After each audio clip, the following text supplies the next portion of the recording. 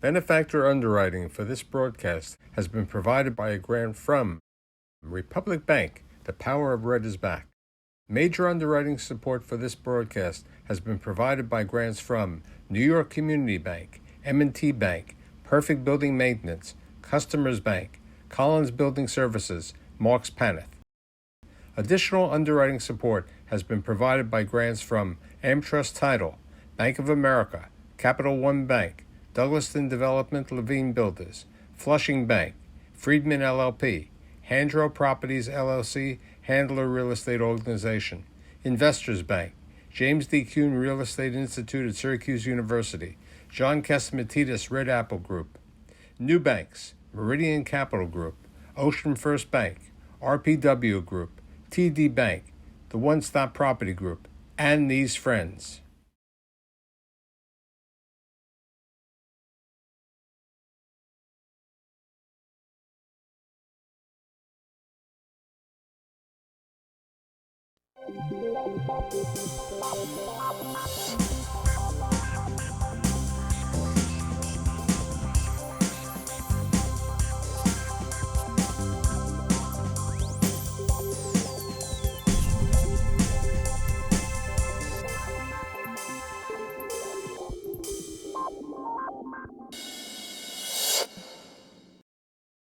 Oh, crystal ball, tell me, is there money for real estate?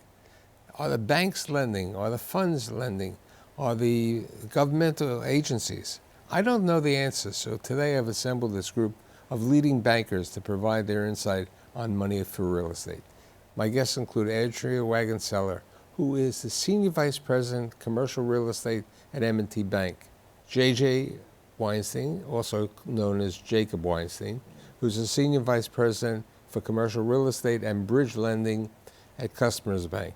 And last but not least, Brad Dubeck, or Bradley, who is the Market Executive for New York and New Jersey at the Gorilla Bank of America. So Gorilla, you're the 800-pound gorilla. You're out there, the bank is out there. What are you doing today? This has probably been one of the most liquid real estate financing and investment markets that we've seen in the last decade. So things are changing a little bit with rising rates. There's still a lot of folks and a lot of liquidity chasing deals and chasing financing. What I would say, Mike, is that our business is really built very intentionally around the right clients, and it's designed to operate regardless of the market cycle. So we want to be there, importantly, to support our client base regardless of where the market's headed. I think it requires us to be better underwriters and have more conviction about the opportunities we put forward when the conditions become a little less certain. When did this change? Okay, is it many people are surprised when we speak and they say they had their best year in 2021. Well, there was certainly a lot of pent-up demand coming out of the pandemic, and the reopening trade was certainly something that was very strong with our clients and led to a lot of new business in the real estate financing space.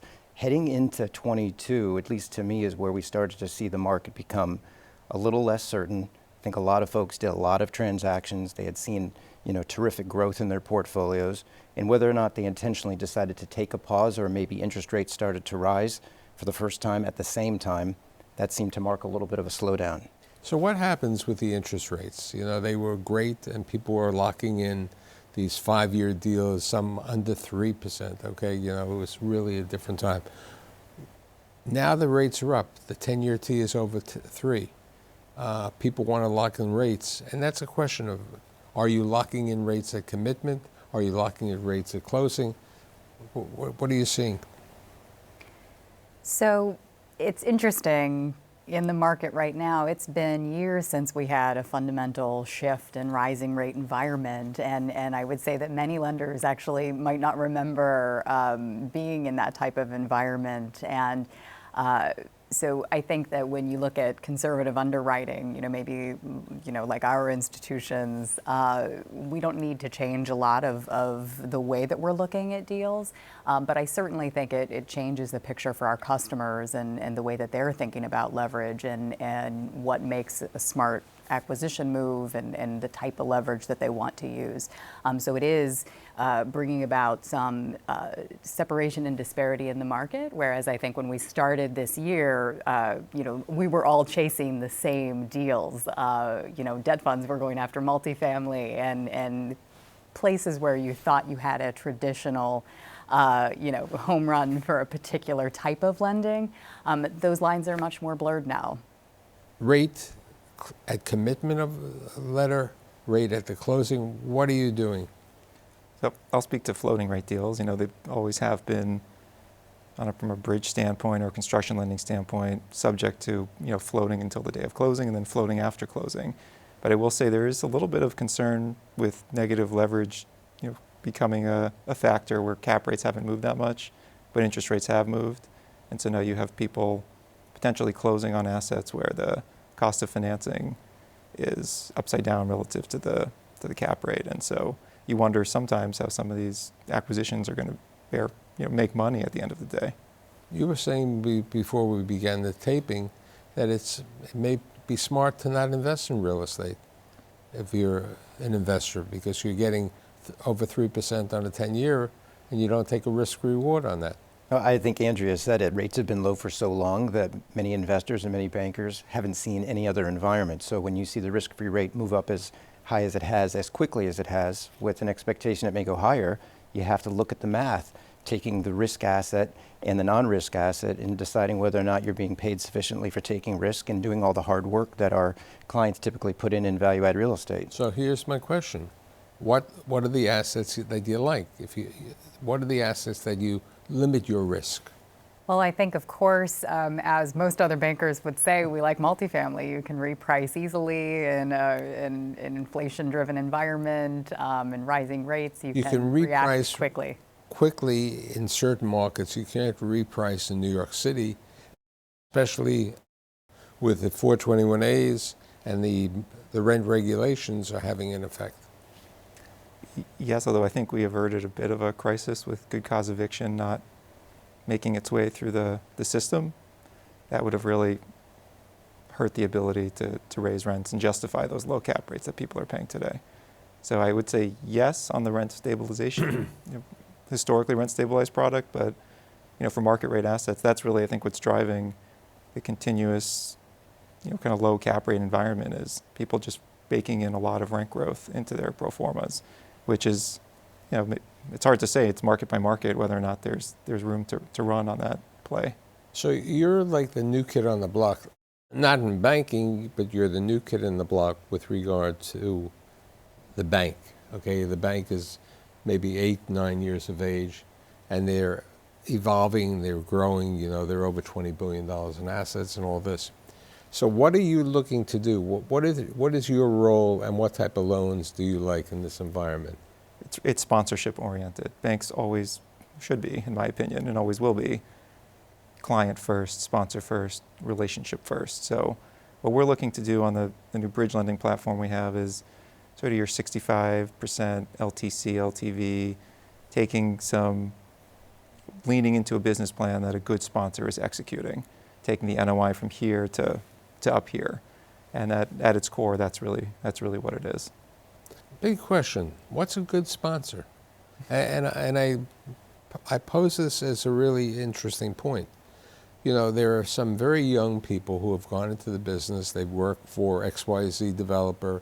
They've been with somebody, let's say they went with Stella Management. They work with Jeff Levine. They work for Related. And they wanted to go out on their own. They don't have a track record. They literally don't have a track record. Personally, they have a track record working for XYZ over there. How do you get to be accepted to do banking with Bank of America, M&T Bank, and customers? Look, I think, Mike, you have to be able to demonstrate some record of success, whether it's with the firm that you worked with or as an individual with the transactions that you acquired and brought the business plan to success. We look at in terms of sponsorship being defined as not only those who have a demonstrated track record of success, but they have the character, they have access to capital, and they're really thoughtful about their business plans. 4 C's of credit. It doesn't ever get old. all of you have been relationship because he was also an M&T alumni, one time an Yes, M&T absolutely. alumni. It's a family reunion. It's a family reunion. But what happens is they have made investments over the years, and they've stayed with people who are small, who are huge today. Okay, how do you look at somebody new? In addition to what Brad mentioned, I think those are really important points. I think that something that's coming up a lot in our environment right now is how do they behave in these different market cycles? What does their resourcefulness look like as a developer in the capital that they're able to raise? Or how do they treat their banking relationships, more importantly? What does happen when something goes sideways on an asset? Because even the best of the developers will have those situations. We're talking a lot about how are they going to treat the bank should that happen in the future. So that's another way that we gauge that. I think a great example of that was 2008. When 2008 came along, because the banks were more lenient in their underwriting and everything else, a number of people on my show and during my seminars would say, look, even the best have to give back properties. It's the way they give back the property. It's the way they work with us, okay? The character of the credits of the 4 Cs is the important point. It was a bad loan. Something happened. It wasn't done intentionally. Now, if you're fighting it to the end, then you have to remember in the future I'm not going to be there for you, and I think that's the situation. Let's get to the topic of as you said, everybody loves multifamily, and everybody loves industrial. What are the banks cautious? What don't you want to do? Because prior to the show, we were talking about note-on-note financing, which you're really not into. M&T does it on a limited basis on relationships over there. Customers 2 years ago decided when they had Sam and Phil come to the bank, they really wanted to focus on note-on-note. So explain to my audience what note-on-note, and then we'll hear from the other people why they don't feel as comfortable on that. At the end of the day, it's sort of financing a loan, and it's single asset, right? So you're not doing a warehouse line or repo line against a number of loans. It's focusing on that one business plan at the property level, that one fund usually that is your underlying borrower, right? And then the and how much money property. On that loan? What percentage are you lending to that lending source? Right. So that I think is important because while the whole debt stack might be higher leverage than I might do on a whole loan basis, at the end of the day, the note-on-note basis at X percent of a 75% LTV loan is lower and gives us comfort that ultimately our basis is very well insulated. And what about your pricing? What are you getting on the pricing? So it varies with business plan widely. How low could it be? How high could it be? I'm brand new to the bank, so I've only seen a couple of transactions go through the pipeline, but it's also changing on a daily basis with repo line, spreads widening and CLO spreads pricing widening. So on a pre-development loan, it's wildly different than a multifamily asset that's partially leased and is just finishing off a business plan. So it's hard to say kind of where pricing is exactly, but it's lower than the funds for sure, as it should be by a substantial margin. Andrea? So M&T has always looked at these on a sponsor-by-sponsor basis, and for us it has traditionally looked more like a private banking type facility. We are looking now at some more institutional type lending and how we might explore some of the capabilities of People's United, who we're working on integrating at the moment, and see if that brings about any new capabilities. But I would say for us, being a type of private banking facility, as we've traditionally looked at it, we're highly reliant on guarantee and structure. So your structuring is totally different. Sure. Bank of America? Look, I think it's fair to say we don't want to exclude any good opportunity to support our clients or any asset type or any specific way of lending. We don't do a lot of note-on-note, and we look at assets and financing opportunities based on the strength of the business plan and the sponsor. And that's really the best way that we've been able to be successful, lending to our clients. The C and D office market, I did a show in Connecticut. I had a large office owner who basically said, I got space, and when the leases come up, these people aren't going to renew for the same amount of space because people aren't working 5 days a week in the office. They're working in different situations. So how do you look at the office market in the metro area, because you have New York and New Jersey? You're in the same market region, so are you. What's your thoughts about the C and D? Mm-hmm. And then I want to talk about the A and B also. I think it's important not to be too broad in sort of a view of an asset type. It's easy to see that there's more risk in office than other asset types at the moment. And it's clear that there has been a flight to quality, and more differentiated, better amenitized assets that are well located are doing better than the ones that aren't. But the story hasn't been fully written either about the post-pandemic office work balance. So, we look at each transaction on a case-by-case basis, and there are transactions that we will support in the office space based on the unique criteria that and the unique business plans that we see. I think the unique opportunities are where you might have the opportunity to bring a Class B or Class C building up to a Class A building. In a similar manner, okay, Mm-hmm. what's your thoughts about taking that Class C or D building Mm-hmm. and converting it to residential or a hotel? I haven't seen a deal like that yet. I haven't thought fully through that, but Let me put it to you this way. I don't want to be your credit committee, but let's look at it this way. When the building is a office building and there's the tape measure rule, the 100 feet rents for 130 feet at a certain level. When it becomes a residential property, that 100 feet becomes 80 feet because now you have to take away space for the elevators and the other effect. It's a big difference on the asset. So, you have to take that into consideration. You also have to take into consideration zoning, updating the amenities in the property. It's a big deal. It's not that easy. And you really can't build everything as a shelter, which is another subject. Speaking of shelters, what's your thoughts about shelters and student housing? As far as I know, we're not involved in the shelter space at all. Student housing, we have some activity there, and can be a great opportunity depending on the business plan, the location, and the sponsorship. not against it, just with a new platform, probably focusing on the core food groups a little bit more. Okay, so let's take the other core food group. Let's take the one which people would say hospitality. How do you look at that? I mean, I have a mixed emotion on hospitality.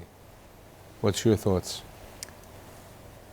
Well, I would turn to the bankers that have dedicated hospitality groups. We don't do very much of it at Customers. Some, but not a huge amount. Prior to the show, I was talking to Brad about this topic, and Brad specifically said he likes limited service hotels. Yeah, we like limited service. I personally like it because, there's an aspect to hospitality that's an operating business, and there's an aspect that feels like real estate. You rent the rooms every night, every morning, you have zero vacancy, you rent them up again. It's easier to underwrite room rate and room revenue than it is ancillary revenue. So there's a lot of very successful deals happening across the hotel spectrum. And again, I wouldn't exclude full service hotels, but I think what's happened through the pandemic, it's been obvious that the full service hotels that were more dependent on ancillary revenue from meeting space and from food and beverage are the ones that have been the slowest to recover. Andy? M&T has traditionally done a lot of hotel lending. We do have a specialty group that runs that business, so I can't pretend I to know be it well. an expert. Yes, I'm sure. It seems like it certainly took a hit during COVID. We're certainly, working with our sponsors to work on those assets. I think if a bank was interested in growing that part of their business, it's a good opportunity because sometimes for regulatory pressures, there's a limit to what we can do for sponsors, and I do think there's some great opportunities and assets that are doing well. And I think that in the same manner as I brought up before, 2008, the people, we know that the hospitality industry got hurt. But it's the question of how these people reacted and handled the business plan and made a deal with their banks to defer interest, something like that. So let's go to the asset that people, when I bring it up, people will shudder. Retail. I mean, retail is so situational, and there are retail corridors and retail assets that have tremendous reason to exist, and you saw collections really generally maintained during the pandemic and or bounce back very quickly, and have the sort of income demographics around them that will always make that retail center viable. I was reading about New York City having, kind of rents sort of have bottomed out, and there seems to be a lot more activity, even some bidding wars going on some New York City or Manhattan really retail assets. So I don't think we can paint it with a wide brush and say that retail is I dead. think you bring it out perfectly, because you look at retail in a different manner. I would lend on retail up in the Bronx on Bruckner Boulevard every day. I go into Queens and do the same thing. In Astoria, neighborhood places are continuing to do well, okay? The bagel store, the pizza parlor, okay? The local pharmacy, all of this over there are doing well. You can't, as JJ said, you really can't paint that brush that retail has a stigma on it, okay? Because it isn't there. I mean, and then you look at companies like Urban Edge, which is the spinoff from the Vornado. They're doing well, and what they're also doing is they're looking at retail in a different manner, okay? They're saying we'll change the type of occupancy. Because if you look today, the medical centers, they're all opening up in retail. All of the facility, a significant number of that, okay? So retail, I think, is asset by asset and also by sponsor. Mm-hmm. What's the bank's involvement with, especially since you have New Jersey where you have a significant number of retail? Mm-hmm. Well, like I said before, there's really no bad asset class, and retail continues to evolve.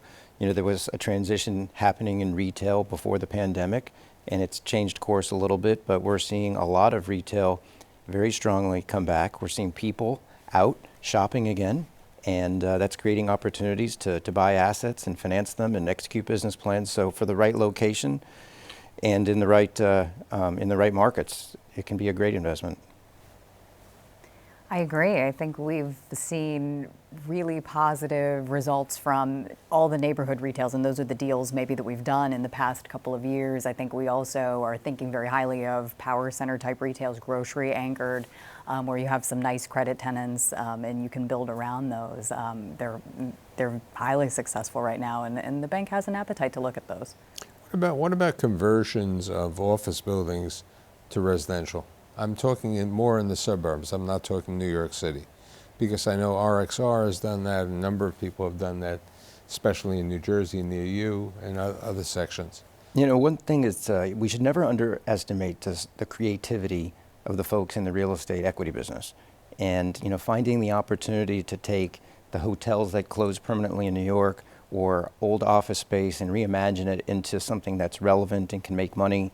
And I think we're going to see more of that both in New York City and around the country. And, to the extent it makes sense and it's compelling, there's going to be debt capital that follows that. What about the WeWork type of business, the office sharing? What's your thoughts about that with regard to the asset class and also with regard to the percentage that they may occupy within an office building? I will say, I think I was part of the cohort of bankers that was probably pessimistic about WeWork's long-term viability when it was, growing, and I was wrong. I mean, they seem to have a sustainable business model, and They're still losing money. But it's not like demand completely dried up and not all these demand leases blew up. has been there. Okay, I think that's the situation. But there were buildings, that were dependent completely on the WeWork or the other company.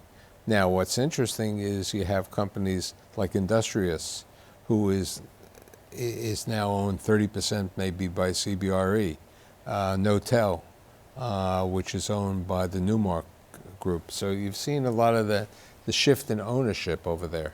But when you're underwriting an office building today, which could be a B or C or even an A building, how do you look when you hear it's a WeWork or a similar company like that, a Regus or something like that?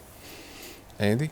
I think we were always hesitant to see too much concentration of any given tenant in an office building, and so we always had some skepticism, about whether their business plan. I agree that they've had several cases of being very successful, so I think that we'd continue to value it or evaluate it on a total concentration level.